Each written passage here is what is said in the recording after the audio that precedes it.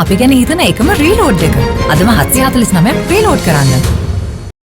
Amnesty International states that the people's right to health has been threatened in the economic crisis, and serious shortages in essential and life-saving drugs and equipment emerged as one of the major concerns in Sri Lanka as the economic crisis deepened. Amnesty International notes that the fuel shortages have made transport either unavailable or extremely expensive and made it difficult, if not impossible, for people to physically access healthcare services. It also added that the people's right to food is also at risk as food inflation in Sri Lanka has become alarmingly high. Commenting on the country's debt, the government of Sri Lanka is currently in discussions with a range of creditors and lenders on restructuring Sri Lanka's debt. Amnesty International states that these actors all have human rights responsibilities, and the outcomes of these discussions have significant human rights impacts. Amnesty International states debt restructuring should enable Sri Lanka to service its external debts without compromising its capacity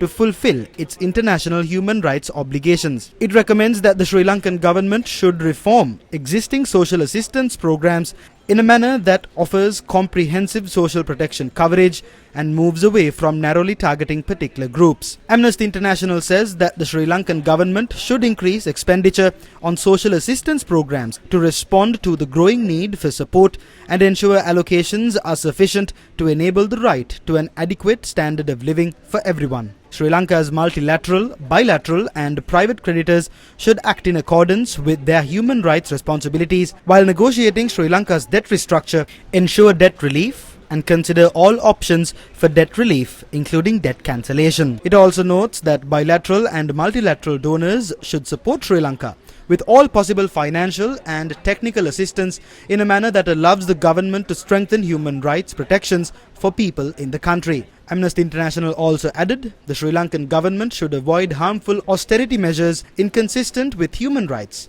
and ensure that future loan agreements, in particular those involving conditions linked to economic, social and fiscal policy reforms, are transparent and available for public scrutiny.